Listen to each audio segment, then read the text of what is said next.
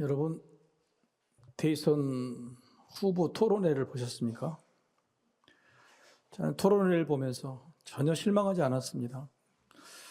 딱 기대에 부응하더라고요.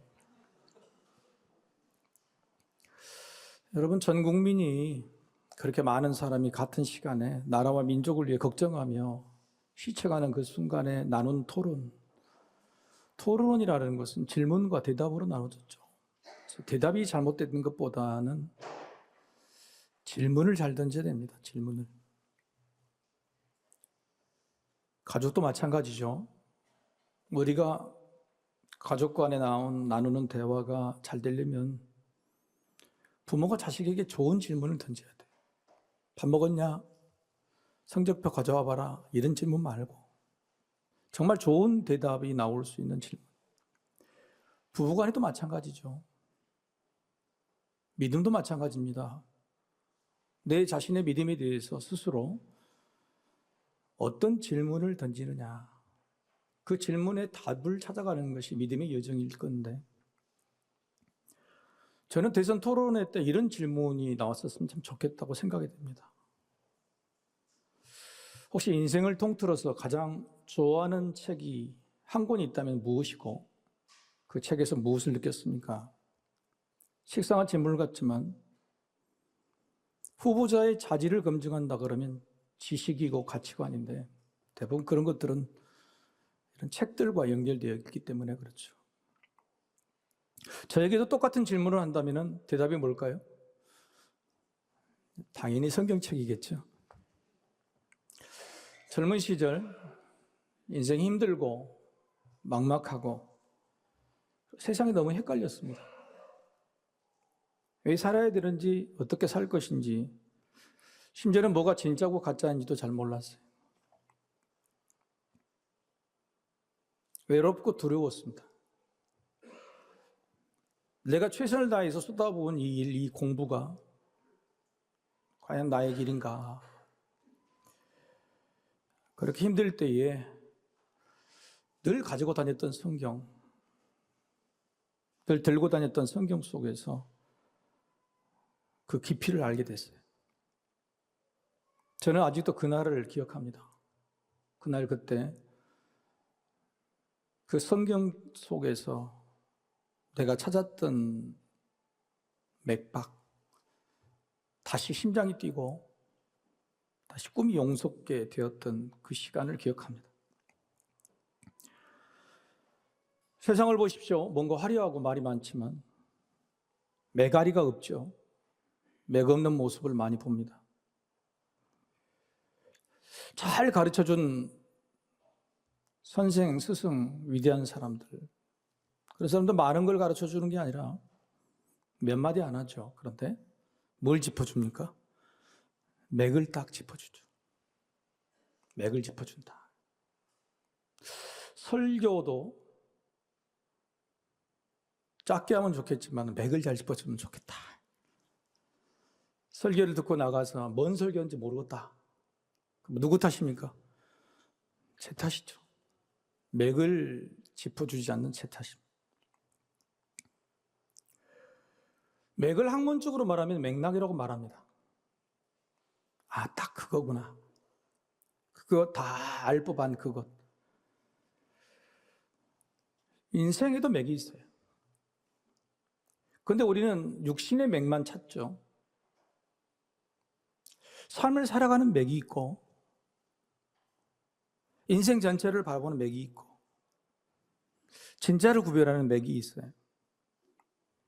그렇지 않으면 늘 속고요, 후회가 많고 아프고 허무해집니다.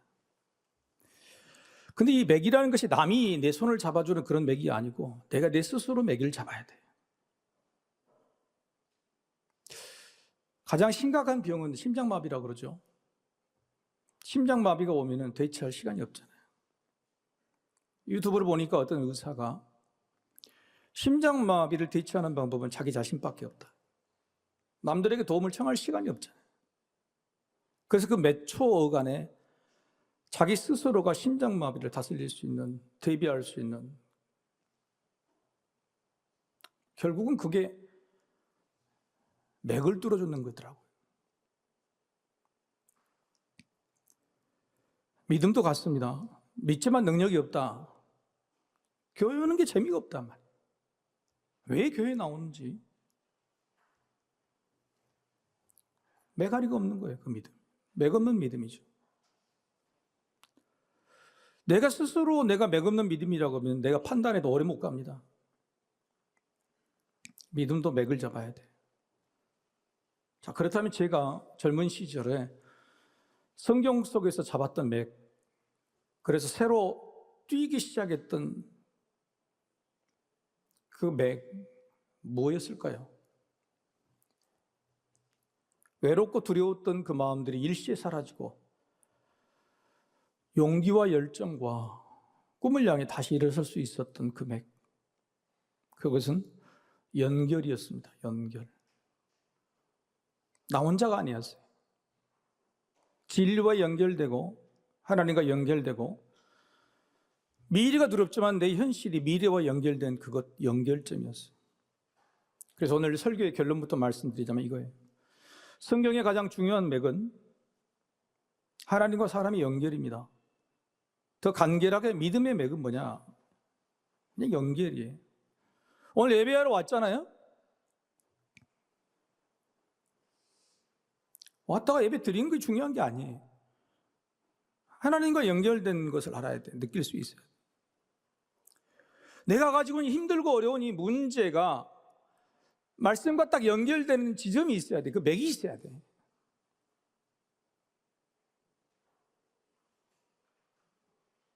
그걸 못 찾으면 매가리가 없는 거예요. 그래서 그 맥을 찾기 위해서 집중하는 거,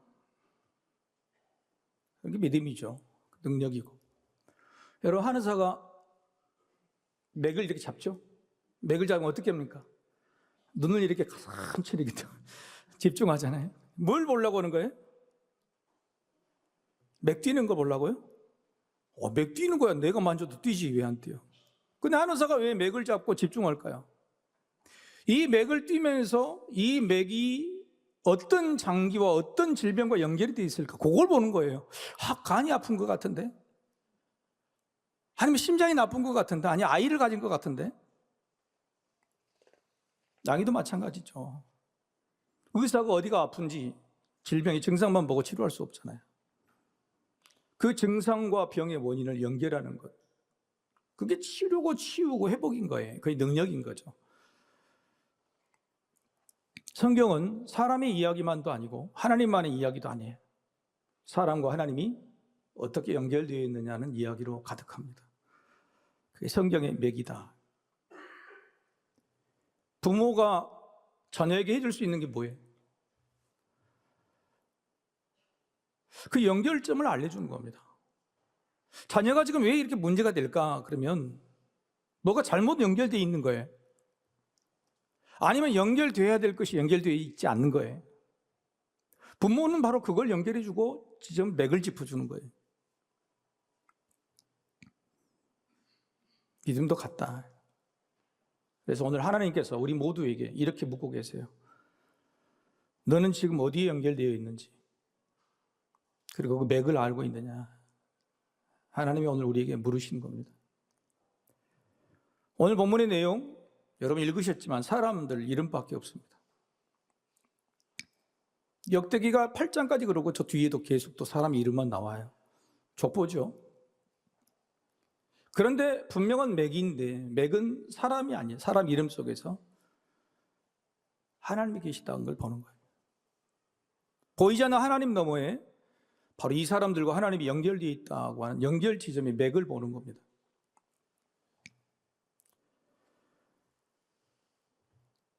역대기가 이제 새벽 설교까지 한 달 넘어 진행이 될 건데, 역대기를 공부하려면 역대기를 어떤 목적으로 누가 썼는가? 첫 번째는 역대기하고 가장 비슷한 성경이 있죠? 저 뒤에 문을 좀 열어주세요. 좀 덥고 환기가 안 돼.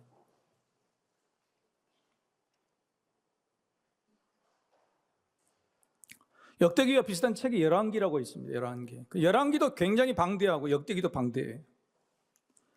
왜 역대기를 쓴 사람은 열왕기라는 책이 있는데도 불구하고 또 같은 내용을 썼을까?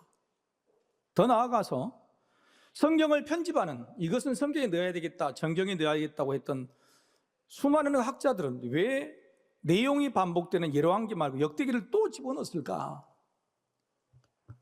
같은 내용인 것 같아도 열왕기와 역대기의 차이점이 있다. 이게 바로 역대기의 가치다고 하는 겁니다. 역대기를 바라보는 눈이라고 하는 겁니다. 먼저 배경이 달라요. 문을 여니까 시끄럽네. 맥이 안 잡히네. 큰일 났네. 여러분, 열왕기는요, 시대가 역대기와 달라. 열왕기는 언제 썼냐면 이스라엘이 북이스라엘과 남유다 두 나라가 다 망했습니다. 망한 다음에 이 사람들이 포로로 막 끌려가요. 포로로 끌려가면서 그들에게 드는 생각이 뭘까요? 포로로 끌려가고 나라와 민족을 잃은 이 사람들에게 책을 쓴다면 어떤 목적의 책을 쓸까요? 야, 우리가 어쩌다가 이렇게 됐을까? 하나님이 우리를 왜 버리셨을까? 야, 우리가 죄가 많아서 이렇게 벌을 받는가 보다. 그래서 열왕기서의 주제는 뭐냐면 회개하자입니다. 회개하자. 그래서 열왕기에서는 죄에 대해서 특별히 하나님을 섬기지 않는, 하나님과 끊어버리는, 연결을 끊어버리는 죄, 우상 숭배, 다른 것에 연결된 것에 굉장히 집중적으로 자세하게 특별히 북이스라엘의 죄에 대해서 기록하고 있어요. 역대기에서는 언제 쓰였냐면 포로로 끌려갔습니다, 나라고. 그리고 70년 만에 다시 포로를 되돌아오게 만드시 하나님 약속하셨죠. 끌고 간 나라 아수르와 바빌론은 망해버리고 페르시아라는 나라 세워졌죠. 거기에 포로로 살고 있습니다. 1차 포로 귀환이 70년 만에 이루어졌는데 몇 명이 귀환했냐면 5만 명이 귀환을 했어요. 많은 수고죠. 5만 명이 귀환해서 고작 한 일이 뭐냐면은 스룹바벨 성전이라고 조그마한 성전 하나 씌워놓고 다 사라져버렸어요. 성전도 다시 황폐해져 버렸어요. 그리고 또 몇 년이 흘렀냐, 포로로 끌려갔다가 돌아온 지 70년 만에 포로 회복했는데 1차 포로 귀환으로 무려 70년보다도 더 긴 세월인 80년 동안이나 사라져버렸어요. 2차 포로 귀환이 80년 만에 이루어집니다. 그때 그 포로를 끌고 온 사람, 1800명의 포로를 끌고 온 사람이 에스라 선지자예요. 에스라 선지자는 바로 이들에게 들려주고 싶은 이야기, 목적, 바로 그것을 위해서 역대기를 썼어요. 자, 열왕기는 끌려가는 사람들에게 회개하자, 다시는 이런 일을 당하지 말자고 하는 이야기지만, 그래서 역대기는 포로로 다시 돌아온 사람들에게 이렇게 외치는 겁니다. 회복하자. 회복하자. 그래서 에스라 선지자, 그가 쓴 역대기의 목적은 성전 회복, 말씀 회복, 예배 회복, 믿음 회복이었어요. 하지만 함께 돌아온 사람이 누굽니까? 그리고 그들이 눈에 보이는 것 허허벌판이었습니다. 그들에게 에스라 선지자가 할 수 있는 말은 뭘까? 포기하지 말자. 다시 일어설 수 있다. 그리고 왜 그렇게 해야 되고 그렇게 할 수 있는지를 알려주는 거예요. 역대기의 결론부터 다시 말씀드려보죠. 같이 한번 읽어보실까요? 하나님이, 자 시작. 하나님이 포기하지 않으셔서 돌아오게 하셨으니 우리도 다윗의 그 위대한 시대로 다시 돌아갈 수 있다. 하나님이 선택한 사람들에게 하나님이 책임져 주실 것이다라고 이야기하는 겁니다. 여러분, 이 포로로 돌아온 사람이 어떤 사람이었을까 한번 생각해 보죠. 이 사람들은 여러분 이스라엘에 대해서 전혀 모르는 사람이에요. 포로 시대 70년, 그리고 또 1차 포로 2차까지 80년이 150년이에요. 옆 사람한테 물어봅시다. 150년 전에 할아버지를 아시오? 물어보세요. 150년 전에 할아버지, 나가 태어나지도 않는 땅, 전혀 들어보지도 않는 그런 땅에 와서 지금 돌아와서 살라고 하는 거예요. 여러분, 수많은 포로들이 2세대, 3세대가 지나가고 거기 페르시아에 남아있는 사람들은 수십만, 수백만의 사람들이에요. 그런데 1800만 끌고 오는 거예요. 내가 택하게 받는 거예요. 그래서 저들 마음속에 있는 궁금증은 뭐냐면 왜 납니까? 왜 하필 접니까? 바로 그 사람들에게 예스라 선지자의 설득은 뭐냐면 하나님이 너를 지명하여 불렀다는 거예요. 너야만 된다는 거예요. 네가 아니면 아니다고 하는 거예요. 그걸 어떻게 설명할 수 있을까? 역대기서는 바로 거기에 대한 설명을 해주는 것이에요. 맥락 없이 뚝 떨어지는 숙제가 아니고 억울한 덤터기 쓰는 것도 아니고 다 연결된 것이다.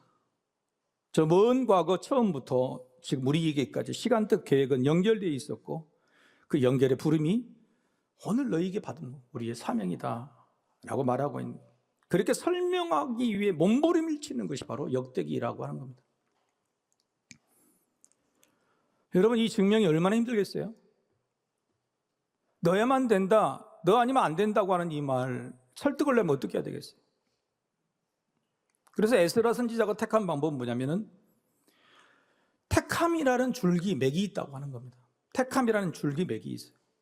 하나님이 이 땅을 창조하시고 수없이 많은 사람들을 다 낳고 살게 하셨는데 그 중에 이 일을 해야만 되는, 이 일에 부름을 받은 선택받은 민족 백성이 있다고 하는 거예요.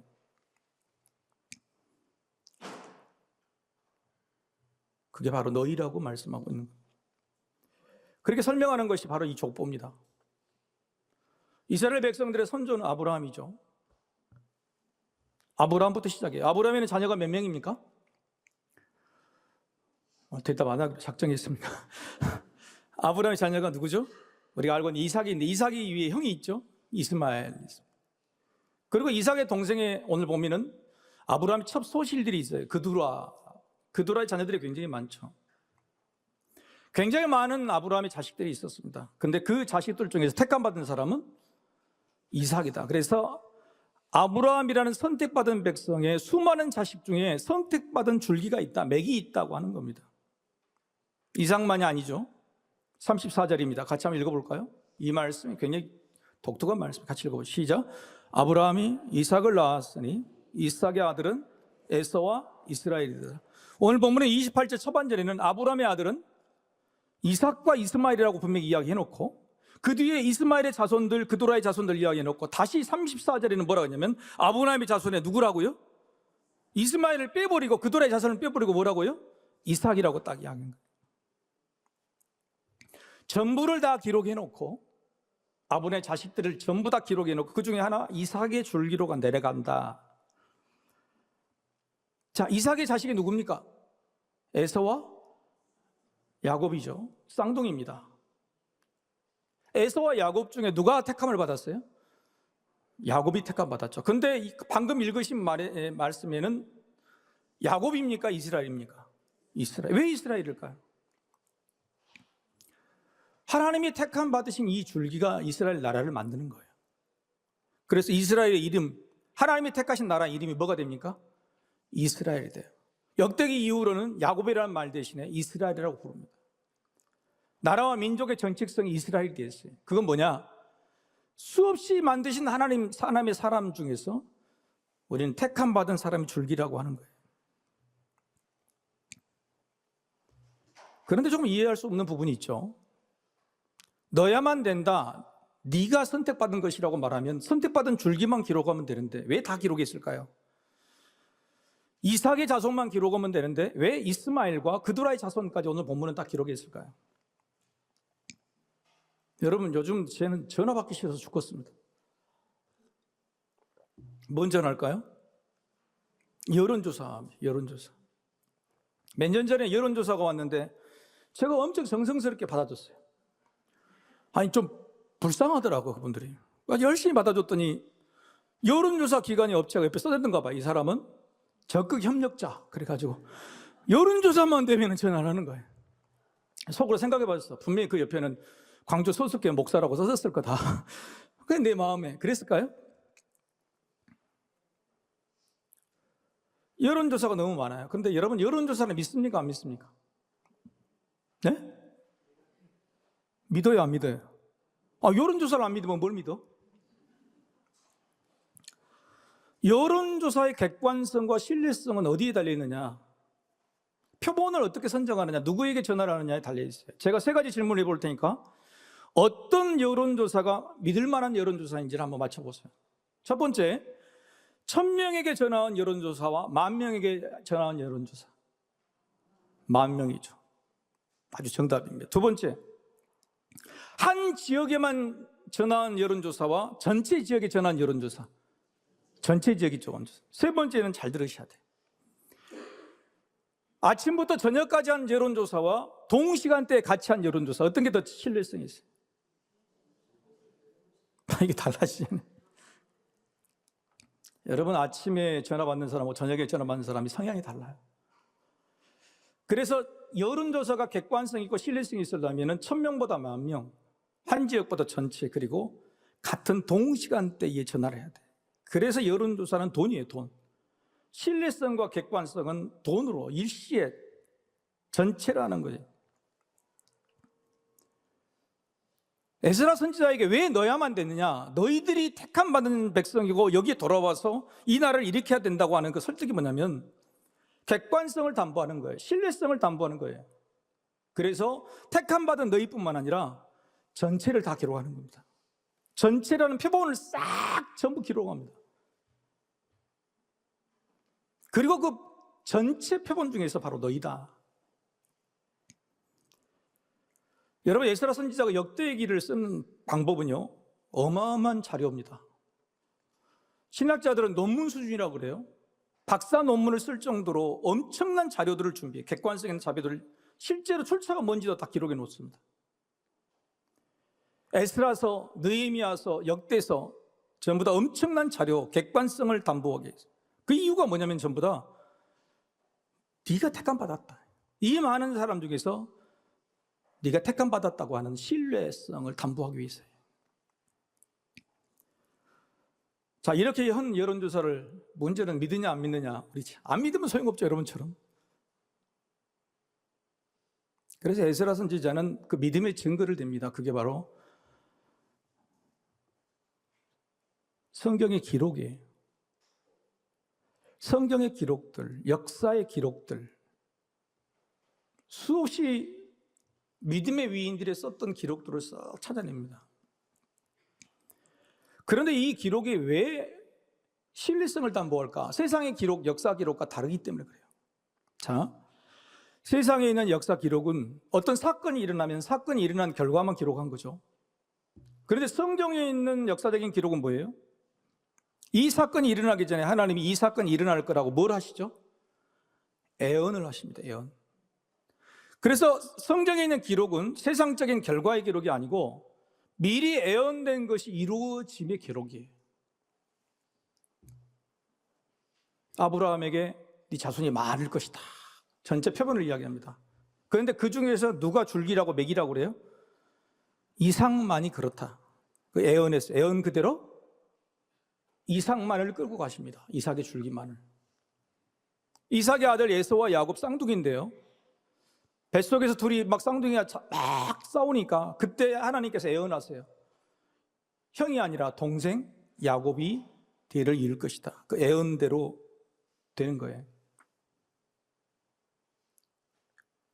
그래서 여러분, 선택이라고 하는 것은 내가 잘하고 잘못하고의 선택이 아니고 그냥 수년 전에 하나님의 계획 속에서 예언된 대로 된 거예요.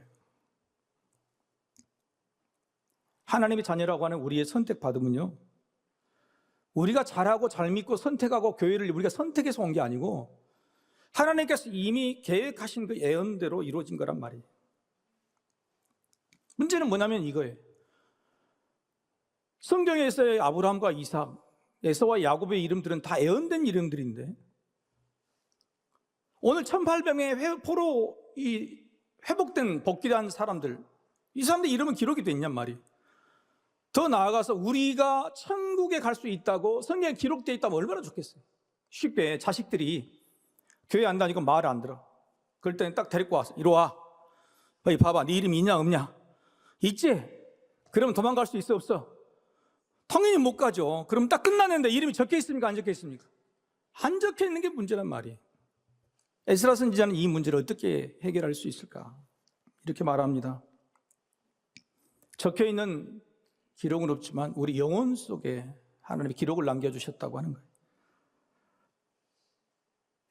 그저께 TV를 보니까요, 어떤 아나운서가 자기가 초등학교 때 살았던 아파트를 찾아갔어요. 초등학교 시절만 유일하게 몇 년 살았던 곳인데, 아버지가 박봉인데 그 아파트를 청약했는데, 정말 옛날에 청약에 당첨만 돼도 어마어마한 일이잖아요. 당첨이 돼가지고 월급의 절반을 몇 년간 부어서 자식들의 교육을 위해서 시골에서 서울로 온 거예요. 그런데 그렇게 아파트에 살다가 아버지가 갑자기 방직곡장 같은 몸이 다쳐버렸어. 몸이 상하니까 서울에 있을 수가 없어서 다시 시골에 나가 농사를 짓자.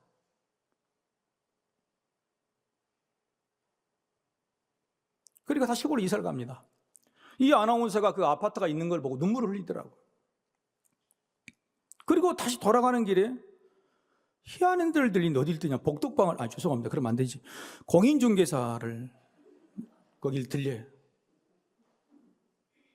그러면서 분명히 이 집 같다고 하면서, 그러면 들어가서 뭘 물어보냐면, 30년 전에 우리 아버지랑 내가 와서 이 아파트를 팔라고 내어놨는데 혹시 기억하려는가 모르겠습니다. 기록이 있는가 모르겠습니다. 놀랍게도 그분이 30년 전부터 있었던 분이 30년 전에 장부를 꺼내 와가지고, 여기 있네요.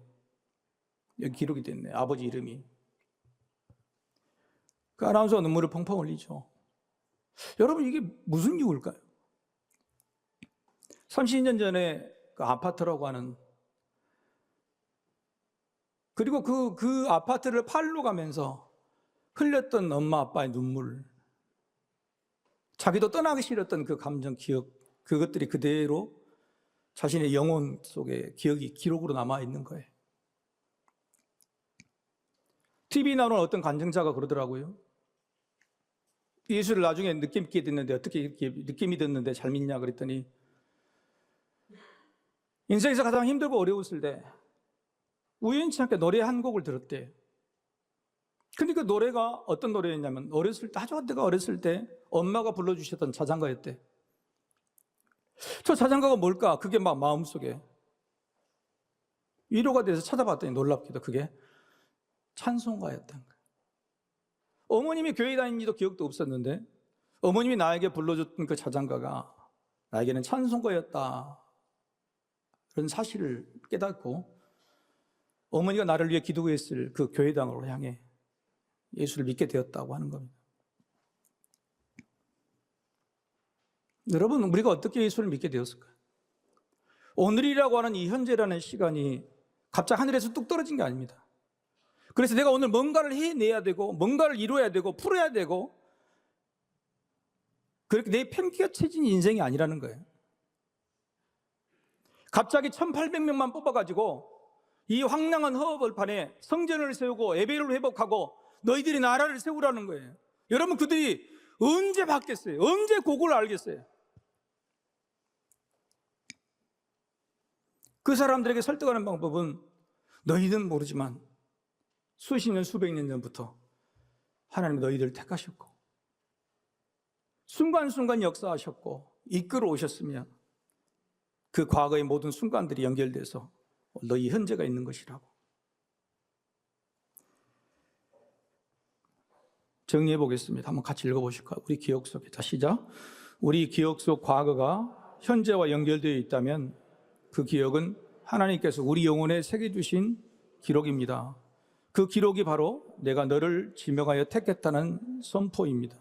기억의 기록으로 연결돼요. 과거의 어떤 기억 속에 어떤 기록이 그렇구나, 오늘 나의 현재와 연결할 수 있다면 여러분은 하나님과 연결할 수 있는 겁니다. 하나님께서는 바로 그 연결을 위해서 이 땅에 예수님을 보내주셨어요. 예수님의 십자가가 도대체 뭐냐?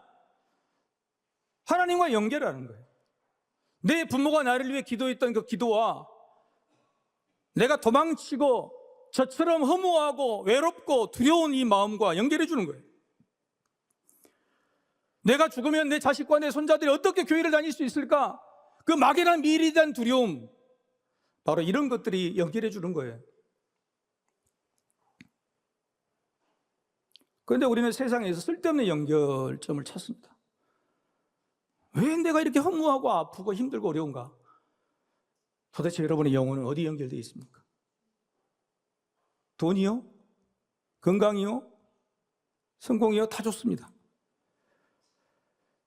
그런 것과도 연결되어 좋지만 진짜 하나님과 연결되어 있는지, 오늘 예배한 자리에서 여전히 나는 쓸데없는 것, 잘못된 것과 연결점을 찾기 위해서 그걸 기도하고 있는 거 아닌지, 그 맥을 못 찾으면 메가리가 없는 거예요.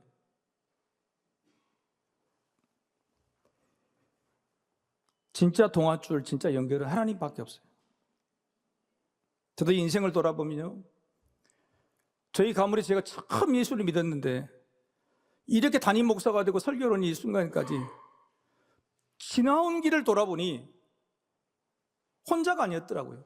나 혼자 믿는 것이 아니라 수십 많은 하나님의 계획과 역사와 선택 속에서 찍혔던 점들, 내 영혼 속에 새겨진 기록들, 그것들이 지금 나의 현재를 만들고 있더라고요.